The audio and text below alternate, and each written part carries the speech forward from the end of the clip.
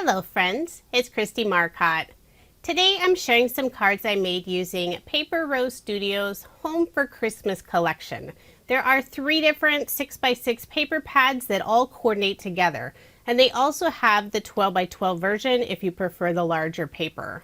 So we have the original Home for Christmas, there's the patterns, and also the plaids. And I will be using all 3 of the collections for my cards. If you are interested in any of the products I use in this video, I do have links provided in the description box below. For card design number 1, I selected a pattern paper that has both of these designs on it, but it's a full 6x6 size, so I did trim it down to fit on an American Standard A2 size card. I'll layer both of those papers on some dark green cardstock, then add my card front onto a card base. To fill in the gap between those 2 pattern papers, I'm adding a thin strip of rose gold mirror cardstock, and I did put some double-sided tape on the back to adhere it to my card. For the sentiment, I'll be adding the word believe, and this is from Paper Rose's Believe Layered Die Set. It has the word and also that outline piece. I cut out the word believe from the same dark green cardstock, and the outline I used some white shimmer cardstock. Just glue those 2 pieces together using some liquid adhesive. And I'll also be stamping the word rejoice right above believe. I'm using my mini Misti since I'll be stamping directly onto my card. And the stamp set is from Paper Rose. It's their Christmas sentiment set. I will ink it up just a few times to get a good solid impression. Then I'll put some liquid adhesive on the back of the word believe and adhere it underneath the word rejoice. To finish off the card, I'm adding some clear crystals from Paper Rose. I'll add 2 in the upper right hand corner and 3 around the sentiment. I'm using an embellishment wand to pick up the crystals, then adding just a small drop of Barely Art liquid glue.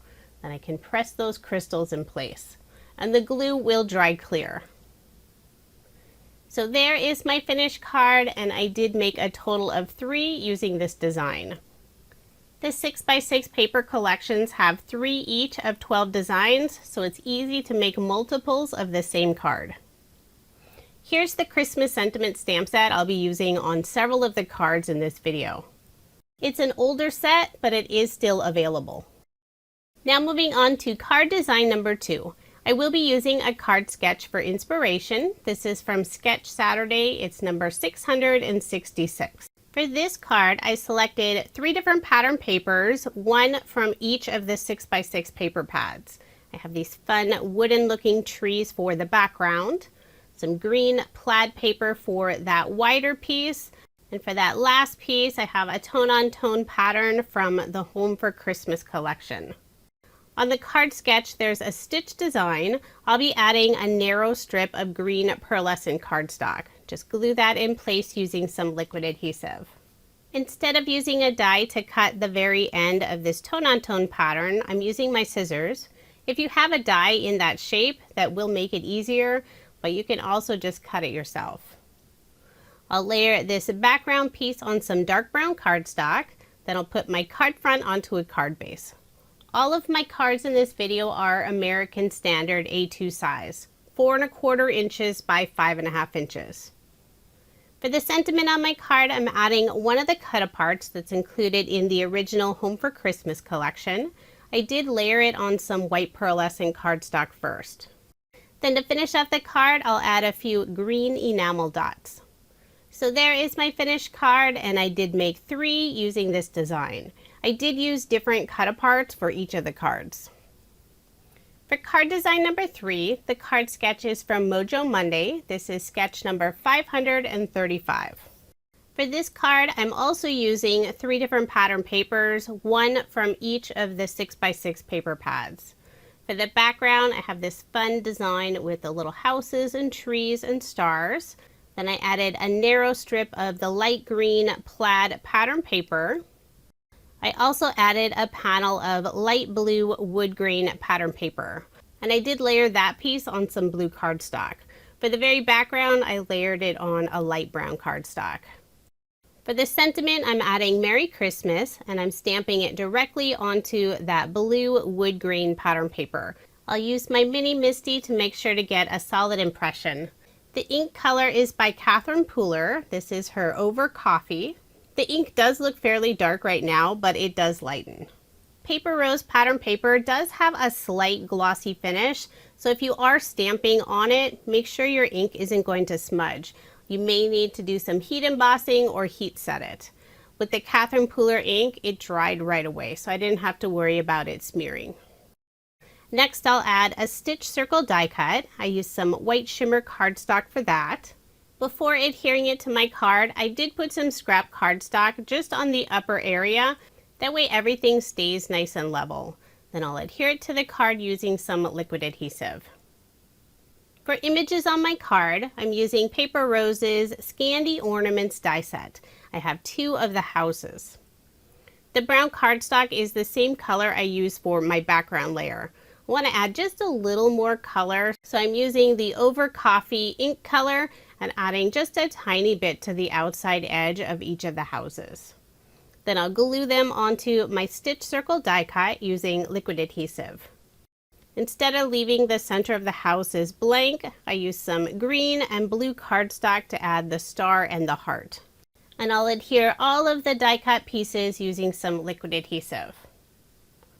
For the star, the points are not all the same size. There's only one direction where it actually fits in place. So I did rotate my card around until I found that perfect position. To finish off the card, I added some silver gem stickers and also put just a little bit of glitter sparkle to the star and the heart using a clear glitter brush. So there is my finished card, and again I did make 3 using this design. This is one of my favorite cards from the whole set. I love the colors and those little houses are adorable. But do let me know which card is your favorite. Now moving on to card design number 4. For the background, I have some pine cones and pine tree branches. I'll be adding a large stitched banner die cut, and I cut that out from some solid white cardstock. I'll layer the background on some dark brown cardstock, then add my card front onto a card base. For the image on my card, I use Paper Rose's Stitching Tree die, and I cut it out from the green plaid pattern paper.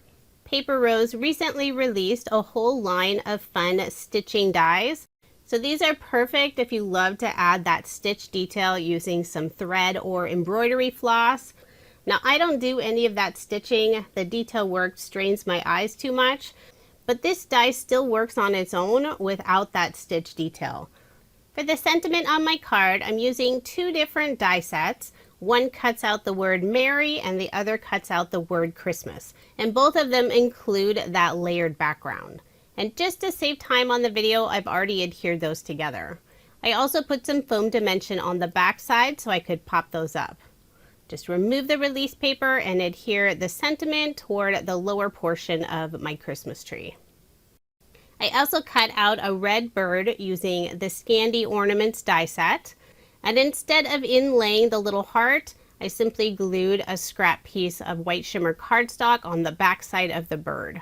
And I did pop up the bird using some foam dimension. Next, I'm adding a couple of small banners, and I use the Banner 1 large die set from Paper Rose.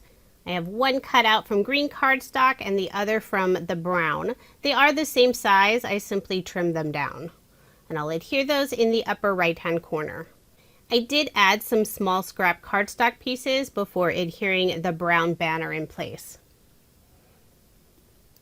For embellishments on my card, I'm using some more of the clear crystals. I had 2 of them in the upper right-hand corner and 3 of them around the sentiment.